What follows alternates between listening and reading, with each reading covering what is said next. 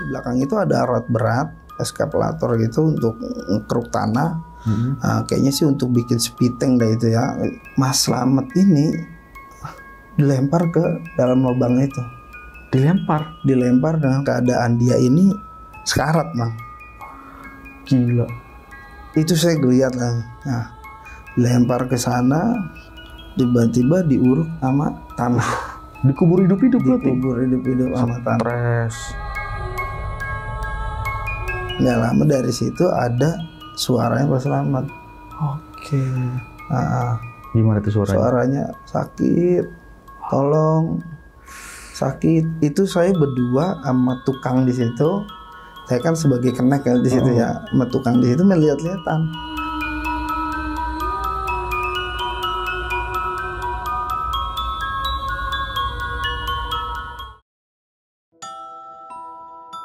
Assalamualaikum warahmatullahi wabarakatuh. Balik lagi di channel Kisah Tengah Malam bareng gue Saputra Kristiansyah. Dan malam ini gue kedatangan satu narasumber yang bakal nyeritain pengalaman mistisnya saat beliau bekerja membangun asrama universitas di daerah Riau. Sebelah gue udah ada Bang Edoy. Halo Bang.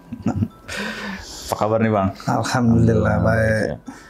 Ini salah satu asrama ya Bang, waktu itu ngebangun ya? Asrama Putra di Riau, Universitas. Universitas mah jangan kita sebut ya. Jangan dong.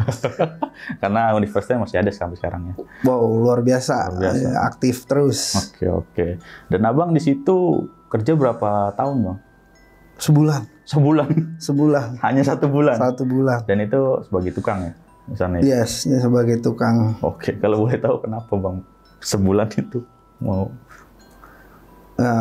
Gimana ya, karena gue ngeliat kejadian yang ada di situ dengan teman gue merasa kayaknya gue kayak tumbal selanjutnya. Oh, berarti Abang di sini ngelihat orang yang ditumbal. Ya, ditumbalkan untuk proyek tersebut. Oke, berarti proyek ini makan tumbal ya Bang? Yes.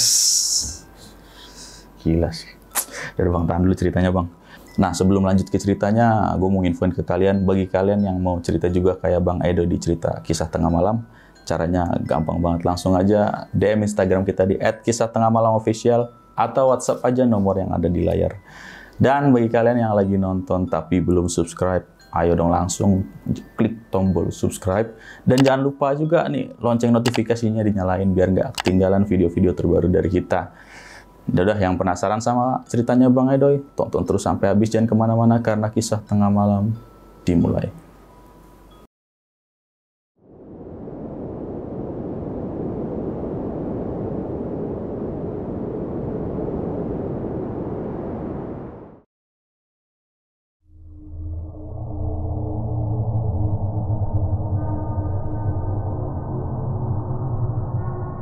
Oke Bang, jadi gimana tuh ceritanya Bang? Ceritanya ini waktu tahun 2010 Bang. Oke. Untuk bulannya sih gue lupa ya, bulan apa ya. Itu gue ngerantau tuh ke daerah Riau. Gue nggak ada kerjaan. Teman gue nih namanya Ali ngajakin gue kerja di proyek bangunan. Oke. Untuk bangun asrama Putra di salah satu universitas di Riau. Akhirnya karena gue nganggur, oke lah, mau ikut kerja gitu. Awal mula sih kerja asik aja sih di sana, nggak ada kejadian apa-apa, layaknya kita kerja. Dan tuh kerja juga kan sistemnya di sana itu kita kerja itu seminggu itu 6 hari masuk. Oke. Dan minggu itu libur. Nah, kita udah seminggu gua kerja di awal di situ biasa aja. Sampai satu ketika itu di minggu kedua itu ada kejadian. Jadinya ada gue sebutnya namanya Mas Slamet kali ya. Oke, nama samaran ya? Nama samaran ya Bang. Oke. Mas Slamet ini gue lagi ngerjain di lantai 2. Gue lagi kayak apa namanya ngecor bagian tembok gitu. Mas Slamet ini di lantai 5. Itu sorry, itu berapa lantai total semua? Total ada 5 lantai. Oh, berarti dia paling atas nih semua. Paling selamat. atas. Oke. Gitu. Gue juga datang ke situ sih, bangunan itu udah hampir 30 atau 40% udah berdiri ya Bang ya. Udah bukan bangunan dari awal gitu. Tapi udah menuju berdiri dah begitu. Tinggal finishing akhir sedikit begitu. Kejadian itu sekitar jam 10 itu kalau tukang itu lagi sibuk-sibuk lah. Lagi benar-benar sibuk-sibuknya. Beda kalau kita lagi kerja menuju sore atau di malam gitu. Kalau jam 10 lagi sibuk-sibuknya. Jadi banyak tukang tuh nggak fokus sama kejadian tersebut. Kejadiannya itu Bang Slamet dari lantai 5 itu jatuh ke lantai dasar. Jatuh dia? Jatuh dia. Oke. Karena kan kita lagi bagian depan itu kan kadang pakai steger atau apa. Nah, mungkin stegernya itu nggak kokoh atau kurang ini. Jatuh deh dari lantai 5. Kepleset gitu lah ya? Kepleset. Dan posisi di bawah itu lantai dasar itu kayu-kayu bekas-bekas yang bakal tiang-tiang itu kan yang udah nggak dipakai ditaruh di situ, jatuh dia ke situ. Dia jatuh, posisinya ada beberapa yang lihat, tapi nggak semua pekerja lihat karena kan nggak semuanya di posisi di situ. Begitupun saya melihat, begitu jatuh, brak. Nah, itu ada mandor saya dan beberapa pekerja lama mungkin di situ ya. Itu langsung buru-buru dievakuasi Mas Slamet ini. Oke. Pas dievakuasi ini, mandor saya cuman bilang udah aman begitu. Alhamdulillah masih sadar kok begitu. Emang keadaan sih masih sadar tapi dengan keadaan mungkin kritis kali ya, namun dari lantai 5. Dari lantai 5 itu. Dengan ya ada sedikit bocor begitu, luka-luka. Iya. Parah. Dibawalah sama ini mandor saya ini ke belakang proyek begitu. Dan semuanya kembali lagi bekerja dan saya pun begitu. Pas dibawa ke sana itu kita udah pada nggak ini, saya turun ke bawah untuk ngambil adukan semen. Oh, yang pakai ember itu. Pakai ember itu. Oke. Karena adukan semen ini adanya di bawah sama di paling atas. Iya. Begitu. Saya ngambil lah ke bawah. Posisi tangga itu ngadep ke, bisa ngelihat ke arah ke belakang. Belakang asrama ini. Oke. Saya lagi bawa adukan semen itu di belakang itu ada alat berat, eskavator gitu untuk ngekeruk tanah. Kayaknya sih untuk bikin spiteng dah itu ya. Waktu itu Mas Slamet ini dilempar ke dalam lubang itu. Dilempar dengan keadaan dia ini sekarat, Bang. Gila. Itu saya lihat lah. Nah, dilempar ke sana, tiba-tiba diuruk sama tanah. Dikubur hidup-hidup berarti? Dikubur hidup-hidup sama tanah. Stres. Begitu, Bang. Nah, dikubur hidup-hidup sama tanah. Itu saya langsung refleks, saya teriak gitu. Astagfirullahaladzim, itu kok begitu? Saya begitu. Seketika mandor saya kaget, langsung lihat ke arah saya. Oh, berarti mandor tahu? Tahu ada saya di situ. Saya ngeliat ke arah saya dengan mata melotot begitu, pada ngeliat ke arah saya. Langsung saya buru-buru naik ke atas lagi, bawa adukan semen itu. Nah, saya bawa ke sana. Dari kejadian itu tuh di siangnya itu cuma beberapa pekerja pada nanya gimana Mas Slamet Pak Mandor gitu. Ya udah dibawa gitu ke rumah sakit, ngomongnya begitu. Iya. Tapi pas ketemu saya dia cuma bilang, udah kamu diem aja, yang kamu lihat jangan banyak ngomong begitu. Sekarang langsung diancem ya? Kayak karena lain tuh diancem gitu saya. Iya. Nah di situ saya ya mencoba diem dah gitu, dan juga kata mandornya juga dia bilang, udah saya bawa ke rumah sakit juga begitu, ngomong di depan yang lain begitu. Oh pikir saya, oh iya kali sudah begitu. Pada penglihatan saya ya benar begitu, diuruk dia di tanah situ. Dilempar. Gila sih. Nah udah dari itu esokan harinya itu pekerja ini pada lembur. Nah, lembur karena kan kalau Sabtu itu biasanya kita malamnya itu karena Minggu itu mau libur pada lembur. Jadi gitu di Jumat mau malam Sabtu pada lembur. Nah pas di lembur itu jadi abis kita kejadian untuk sama saya ya, abis saya ambil adukan yang udah penuh itu bang.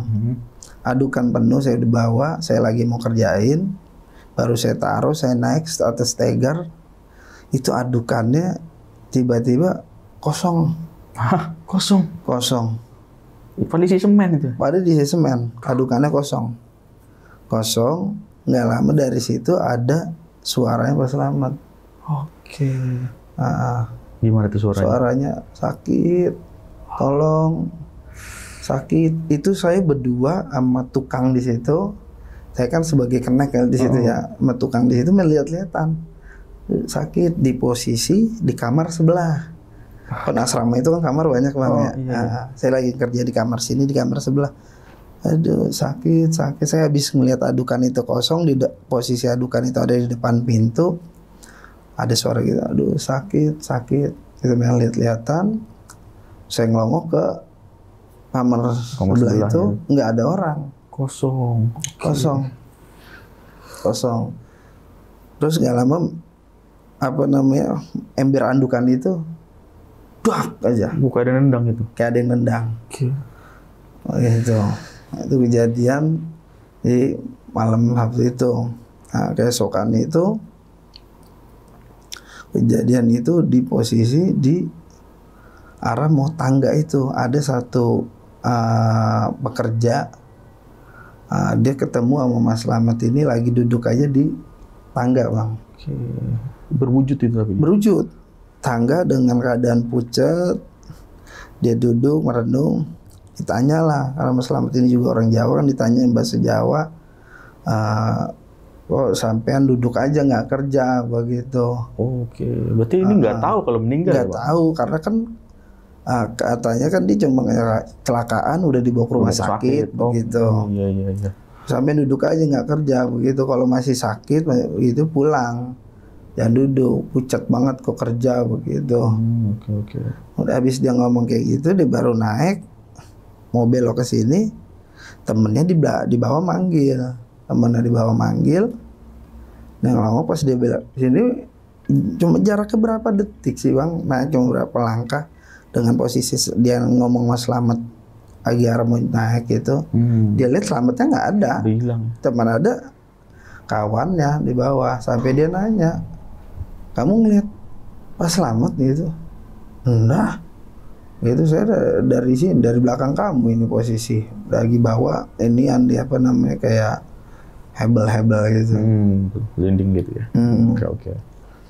Nah terus ada lagi juga teman saya ini yang namanya Ali, yang ngajak saya kerja ini. Nah, dia posisi lagi istirahat, duduk di belakang dekat pohon, ada pohon beringin gede, di posisi di mana galian itu dibuat. Oh, dekat situ, dekat pohon beringin itu. Lagi ngerokok, tiba-tiba ada Pak Slamet duduk di samping dia. Tiba-tiba aja. Padahal setahu dia lagi sendiri, dia lagi ngeliat HP, ngerokok. Dan dia setahu dia sendiri di situ, tahu ada orang ditawarin rokok lah. Begitu ditawarin rokok, Pak gitu, rokok Pak gitu. Tawarin rokok, ditaruh aja rokok di situ. Rokoknya itu keadaan ketutup, saya ingat dia. Keadaan ketutup. Tiba-tiba itu rokok itu terbuka. Pas dia lagi ditegur sama mandor, udah mau jam berapa ini? Udah mau selesai istirahat. Kan istirahat 1 jam doang itu. Iya. Oh iya Pak, sebentar gitu. Ayo Pak Slamet kita kerja. Itu nggak ada orang. Nggak ada. Tapi dia posisi nggak tahu kalau Pak Slamet ini udah meninggal. Nggak tahu. Oke. Nggak tahu posisi Pak Slamet ini udah meninggal, karena mungkin di situ saya doang yang lihat keadaan Pak Slamet itu ya. Saya juga kayak percaya nggak percaya apa benar dikubur hidup-hidup begitu. Nah, terus kejadian lagi ini bang, pas lagi pada briefing. Briefing. Briefing malam, mau yang pada mau ke absen, mau ini apa namanya, mau lembur. Iya. Kan ada satu orang yang ditanya, siapa yang gituin absen, siapa yang mau lembur, karena kan kita ini kan gajian ini kan mingguan. Oh, seminggu sekali. Seminggu sekali gajian. Okay. Jadi biar masuk di pembukuan yang lembur siapa aja. Oke. Kerja di situ. Di situ ada tertulis nama Slamet dengan tanda tangan dia. Ada tanda tangan? Ada tanda tangan dia. Aduh, gila. Dia lembur di situ. Dan lembur mulu untuk beberapa 3 hari ke depan. Sementara orang di situ sampai perasaan nggak ada, dan dia nggak kelihatan begitu. Kok ada iniannya di situ? Itu pada heran, dan sebagian juga pada ini pas Slamet nggak pernah datang begitu. Biasanya kan dia selalu gimana ya, kalau masalah kayak coran itu kan di atas itu dia yang tanggung jawab itu segala macam. Berarti udah mulai nanya-nanya nih Pak Slamet kemana ya? Nanya-nanya. Nah itu pas udah minggu ketiga itu istrinya datang. Oke, istrinya datang. Istrinya datang dengan bawa anak digendong. Itu saya keadaan lagi di depan, lagi pada istirahat. Istrinya datang, nunggu di pos security kan gitu, ketemu sama komandor. Dia nanya, Pak, kok ada Pak Slamet gitu, ada suami saya. Oh nggak ada ibu, begitu. Mana ya Pak, kok udah sekitar 2 minggu ini suami saya nggak ada kabar dan nggak pulang. Begitu. Oh saya juga nggak tahu, saya juga mau nyari ini, kok dia nggak kerja begitu. Oke. Saya udah lama. Ada beberapa kali di situ ada tulisan absensinya, tapi dia nggak hadir begitu. Di situ keadaan ada saya kayak merasa beban sih Bang ya. Gue tahu kejadian tapi gue diem. Iya. Begitu. Akhirnya ya istrinya di situ nangis, minta tolong coba kalau ketemu nanti pas Slamet itu disampein, suruh pulang. Istrinya nyariin. Begitu istrinya nyariin. Aduh. Nah, ada lagi juga beberapa kejadian dari security proyek. Security proyek ini nemu lagi ngontrol, ketemu sama Pak Slamet sekitar jam 1 malam itu, lagi di atas di lantai 5. Oh, oke, di lantai 5. Di lantai 5 posisi security ini dari bawah, lantai 5 ke atas nggak begitu, dia lagi di center. Terus Slamet lagi diri, lagi ngeliat arah ke bawah gitu. Bawah. Oke. Begitu. Dipanggil kan, Pak, ngapain udah malam, udah jangan ada di area begitu.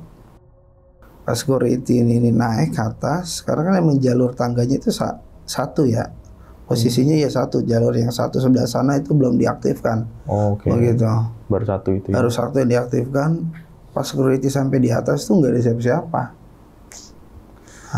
Nggak ada siapa-siapa, cuman ada suara sakit, tolong, gitu, sakit, tolong. Suara itu doang, security itu di atas sampai, Pak, di mana Pak, di mana begitu, dicari nggak ada, begitu. Aduh, gila sih.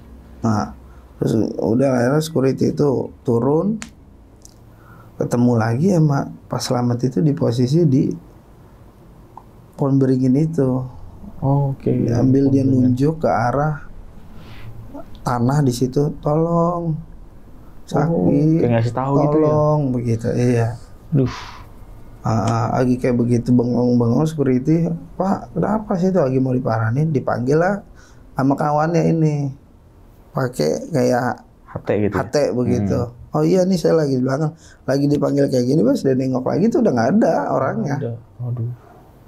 Udah nggak ada, kan berapa lama sih selangnya kan, orang cuman gituin HT doang. Mengambil gini doang. Itu udah nggak ada di situ. Nah jadi makin lama itu di situ tuh udah makin nggak enak. Banyak dari beberapa pekerja itu pada yang ditemuin sama Pak Slamet. Nah emang sih kalau dibilang nemuinnya itu nggak gimana ya Bang, nggak serem dengan berdarah-darah, enggak, cuma dengan wajah pucatnya dia doang. karena emang pengen minta tolong aja ya? Minta tolong. Oke. Nah, yang paling itu dari keneknya ini. Kan kita satu tukang itu punya satu kenek. Sepasang. Ya, okay. Di situ. Nah, keneknya ini dia lembur, tapi dia bilang dia lembur itu mau pas selamat. Hah? Mau pas selamat dia lembur. Kerja berdua itu? Kerja berdua. Di lantai 5 itu. Nah, dia kerja berdua. Nah, dia pas lagi moles-moles dinding itu ambil ngomong. Ya Pak, kemana aja Pak? Kok nggak datang begitu? Saya jadi kerja sendiri atau begitu. Jadi ambil ngomong sendiri, ditegur lah sama pekerja juga di situ. Sampai ngomong sama siapa begitu? Ini Pak Slamet udah baru masuk kerja lagi begitu. Mana Pak Slamet gitu? Dia lihat nggak ada Pak Slamet di situ. Gila, sampai ikut kerja berarti? Iya. Stres. Ikut kerja di situ. Nah dia lihat di situ tuh sampai nggak ada Pak Slamet itu udah. Dia ada di sini. Kamu apa namanya kalau katanya liar gitu lah. Halu dah ya, halu gitu. Ada tadi sama saya di sini ngobrol, makanya saya dari pagi saya nggak ada, kenapa datangnya pas lembur begitu. Pas selamat dari situ kayak akhirnya kita ini Bang, aneh mutusin nih udah gua mau resign dah dari situ. Iya. Karena udah gimana ya, satu beban dari itu juga. Sampai ya akhirnya di minggu keempat itu sebelum hari Sabtu itu istrinya datang lagi. Hari Kamis kalau nggak salah ya, 2 hari sebelum gajian itu istrinya datang lagi. Nanya lagi ke mandor. Akhirnya mandor cuman bilang, saya juga nggak tahu, jangan nanya ke saya begitu. Nggak ada di sini pada yang lihat dia begitu. Nah di situ saya ada jiwa pengen ngomong begitu. Oke. Tapi saya masih ragu apa bener dia meninggal apa enggak gitu. Karena kan emang saya ngeliatnya cuman pas dia dilempar begitu terus eskalator begitu, apa benar dia itu, saya buru-buru naik ke atas kan. Begitu. Cuman emang seringnya dia kalau saya lagi kerja itu beberapa kali sering minta tolong ke saya, tolong. Oh, ada suara gitu ya? Suara tolong begitu. Terus kayak ada suara apa orang kerja di posisi di lantai 5. Di lantai 5 itu kan ada beberapa tukang. Tapi di posisi dia tuh kayak ada yang kerja terus, ada yang ini. Nah sampai ada lagi kejadian itu waktu pengiriman inian batu bata masuk. Dari orang luar nih batu bata. Jadi batu bata ini masuk.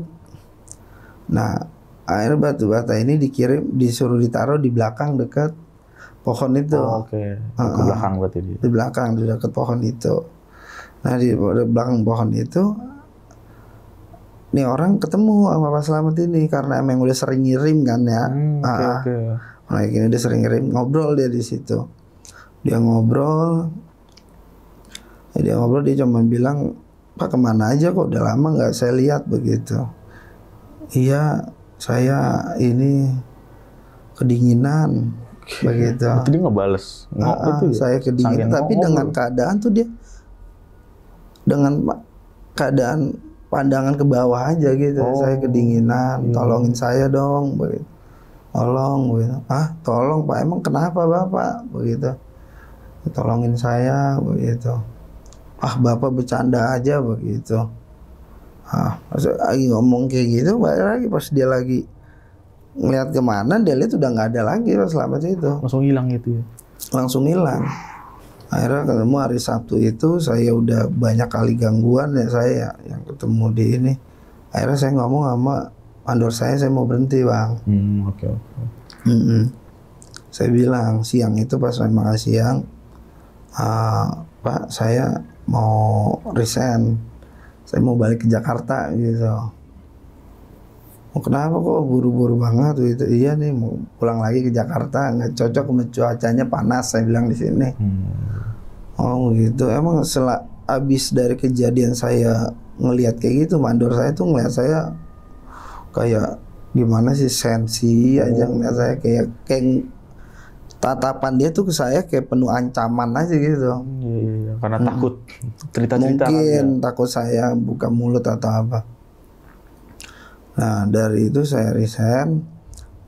Dia bilang ya udah nanti sore ya gajinya begitu. Nah kembalilah kata dia, ya kerja dulu aja, lanjutin kerjanya.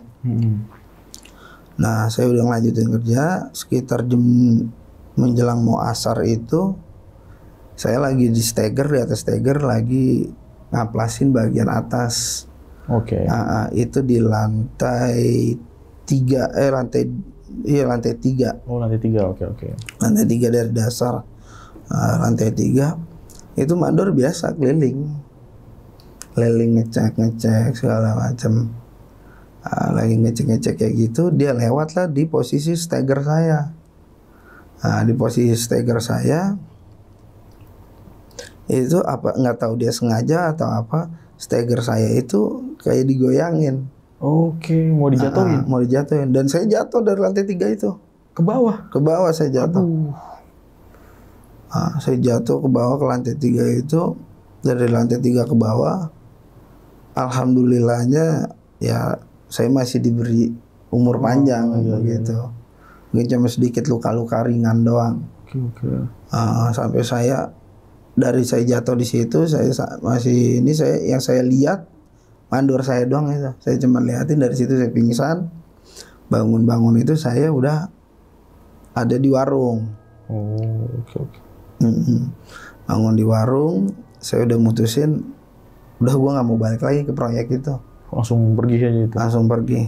Begitu terus teman saya nanya nih, ngapa emang buru-buru banget? Si Ali ini yang bawa saya kerja. Gue ngeliat apa yang mandor lakuin begitu. Gue ceritain deh itu bang, kejadian yang gue lihat. Tapi gue nggak yakin juga begitu. Emang benar dia diuruk atau enggak? Tapi yang gue lihat seperti itu. Gitu. Oke. Akhirnya si Ali pun karena dia takut kali ya. Akhirnya dia cabut juga. Ikutan resign dia. Ikut resign. Karena kalau gue berpikirnya gimana ya, gue mungkin di saat itu gue selamat begitu. Mungkin ke depannya enggak. Nah di situ, dari situ gue udah nggak tahu lagi masalah itu. Nah gue tahu lagi itu masalah asrama itu karena adik gue berasrama di situ. Dia kuliah di kampus itu. Kuliah universitas itu. Tempatnya asrama itu juga. Di asrama itu juga. Dan di posisinya itu di kamar paling pojok itu deket sama kejadian perkara itu. Oh, yang pas selamat jatuh.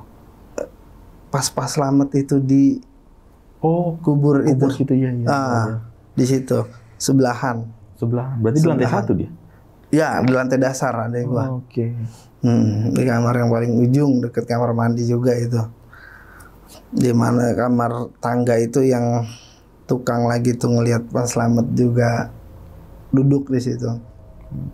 Nah, kejadian itu juga banyak dari beberapa teman adik gua dan juga beberapa yang pada asrama di situ. Pernah ada teman adik gua yang habis ngerjain tugas malam itu sekitar jam-jam 1 itu nemuin sosok Pak Slamet ini. Gimana tuh? Di posisi pohon beringin yang sampai sekarang tuh pohon beringin ternyata belum ditebang bang. Oke. Masih berdiri kokoh aja di situ. Nemuin sosok Pak Slamet diri di dekat pohon beringin itu. Oke.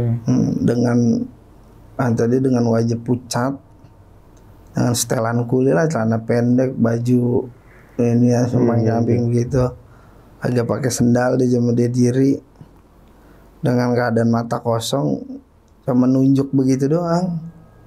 Nunjuk ke kuburan dia. Nunjuk ke arah tanah itu. Temen adik gue tuh nggak paham, kenapa Pak begitu, nunjuk aja begitu. Kenapa Pak, bisa dibantu begitu, namanya mahasiswa kan gitu. Ini nunjuk terus Pak begitu. Dipanggil sama adik gua. Woi ini anu ketinggalan nih, gitu.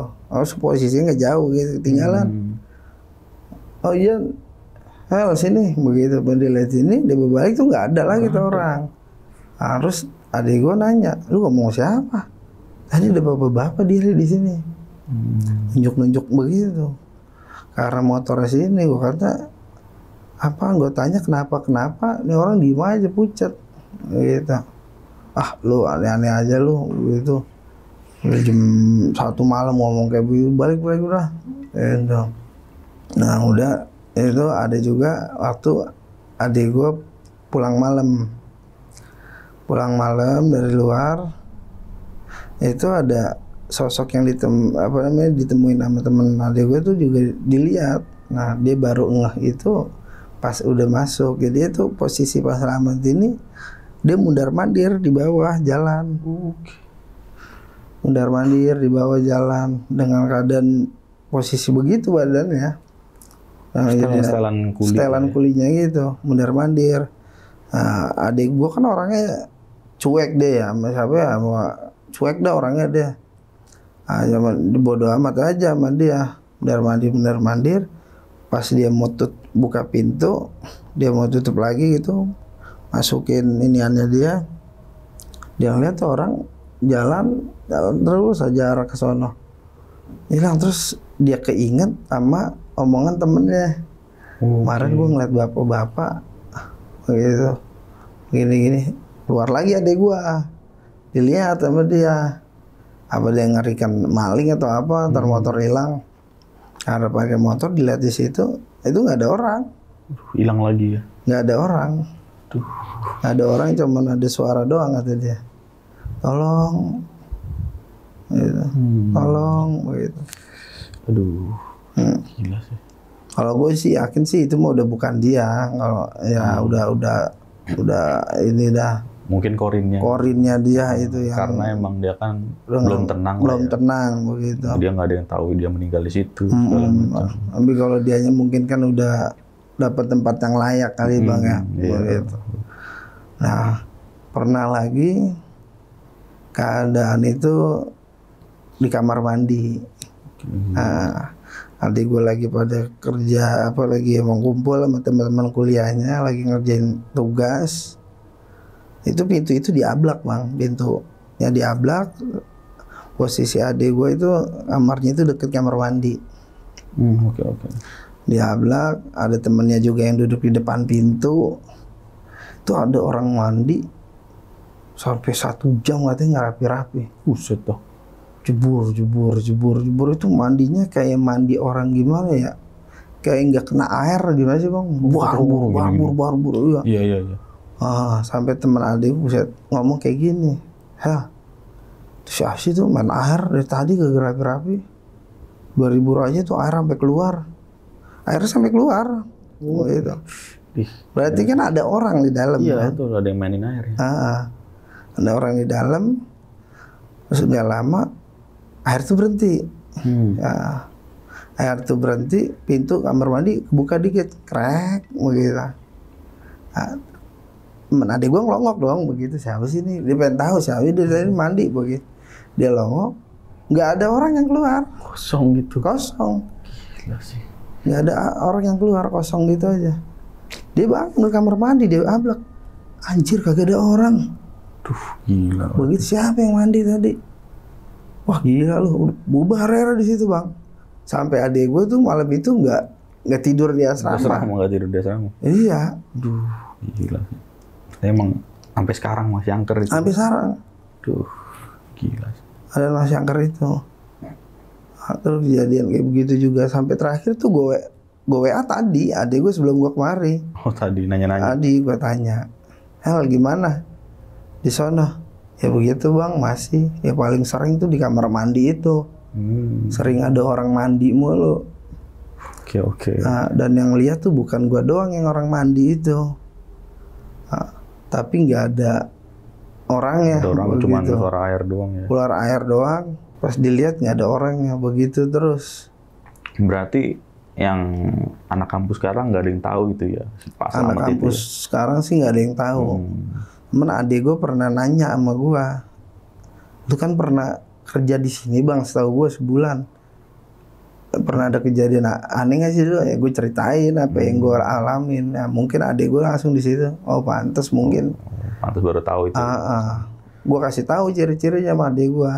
Yang temen lu sama lu lihat begini nggak ciri-cirinya orangnya, dengan perawakan yang sedikit gemuk gitu. Sedikit gemuk, orang beri begini gue detailnya gue gituin ke dia. Bener bang begitu. Sama. Gitu. Bang awalnya pas ngeliat dia nggak tahu siapa ini Pak Slamet. Nggak tahu, iya. Sama pas dia nanya waktu gue pernah kerja di sono, gue kasih tahu iniin, dia bilang oh bener bang, sosoknya seperti itu. Gitu. Berarti menghantui sampai sekarang ya? Menghantui sampai sekarang, dan pernah juga tuh pada diketok. Diketok? Iya, gue lupa tuh bang. Pernah diketok jadinya, satu asrama itu diketok bang. Aduh gila. Tuh asrama di bagian bawah, ini ketok, pada ketokin pintu sampai semua pada keluar. Itu siapa sih? Nggak ada orang yang ngetok. Oke. Cuma tapinya Pak Slametnya ini berwujudnya emang nggak serem ya? Berwujudnya itu ya dengan ya sosok manusia biasa sih, maksudnya pucatnya udah bukan pucat manusia. Dari hampir semua orang yang ditampakin dia emang nggak serem ya? Nggak, dengan pucat doang, mata kosong, terus sama keadaannya baju pada tanah gitu doang. Oke. Dan kemungkinan juga si mandor ini takut abang ini ngomong-ngomong, makanya pengen ditumbalin juga. Nah itu dia, kalau yang gue pikirin sih yang itu, di saat gue dijatoin dari nggak tahu dia sengaja atau gimana ya, tapi gue berpikirnya arahnya ke sana begitu. Apalagi posisinya abang ini mau resign, jadi ntar ada alasan nih orang nggak ada kemana udah resign gitu. Nah di situ soalnya karena emang gue lihat keadaan di situ, gue juga tadinya gue sama mandor gue akrab ya gitu. Dari situ gue agak jaga jarak. Berarti semenjak kejadian si Pak Slamet ini dikubur itu abang sama mandor ini jarang? Agak jarang. Ini mandor sih kalau dibilang asik sih orangnya. Iya, nggak strong kayak gimana gitu. Orangnya ngerti gitu dengan. Misalnya kalau ada orang yang lagi ngopi-ngopi, nggak sampai dibentak-bentak gitu. Enggak, paling kalau udah mau jamnya mau ini, ayo udah nih udah mau selesai. Jam istirahat. Emang dasarnya baik ya? Ya kalau dibilang dasarnya baik ya mungkin sisi buruknya dia mungkin kali bang ya. Iya betul. Berarti si Pak Slamet ini orang asli sana? Bukan sih bang. Perantauan juga. Perantauan. Berarti kasihan istri anaknya. Orang perantauan. Tapi abang sempat cerita-cerita nggak sih bang ke tukang-tukang lain pas sudah keluar? Apa ke si teman abang ini si Ali doang?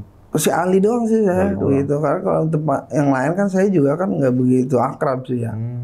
Jadi cuman saya ya jadinya ada beberapa di ini doang yang cerita katanya ketemu Pak Slamet begitu. Dan juga beberapa ini yang diketemuin ini juga punya firasat kayaknya Pak Slamet udah nggak ada. Oh iya nggak ada, kayak bukan Pak Slamet. Berarti posisinya satu kerjaan itu nggak tahu Pak Slamet udah meninggal. Nggak ada, karena tukang itu banyak sih, hampir 50 orang lebih kali ya. Kan itu proyeknya itu proyek cepet itu. Jadi buat sobat tengah malam doain aja ya Pak Slamet ini ya, biar tenang di sana gitu. Untuk namanya kita nggak bisa sebutin ya, karena ini privasi. Yang penting doain aja. Sian juga buat beliau. Iya, ngeri juga kan di sini juga. Takutnya keluarganya nggak terima ya bang ya, segala macam. Aduh, yaudah itu tadi cerita dari Bang Edo. Gimana pendapat kalian? Tulis di kolom komentar. Duh, Bang Edo hampir jadi tumbal ya bang di sana ya bang. Dijorokin sama mandornya sendiri. Kalau mandor gua sikat gitu. Wah, iya. Repot juga sih kalau begitu. Repot juga urusan. Yaudah, thank you banget nih bang. Udah mau. Terima kasih banyak juga. Sharing-sharing cerita yang epic banget sih, serem banget ini. Dan sebelum closing biasa gue mau ngasih tahu nih buat kalian yang mau cerita juga kayak Bang Edo di channel Kisah Tengah Malam, caranya gampang banget. Langsung aja DM Instagram kita di @kisah-tengah-malam-official atau WhatsApp aja nomor yang ada di layar nanti. Oke? Ya udah segitu dulu. Gue Putro pamit undur diri dan Bang Edo juga pamit undur diri. Assalamualaikum warahmatullahi wabarakatuh. Waalaikumsalam.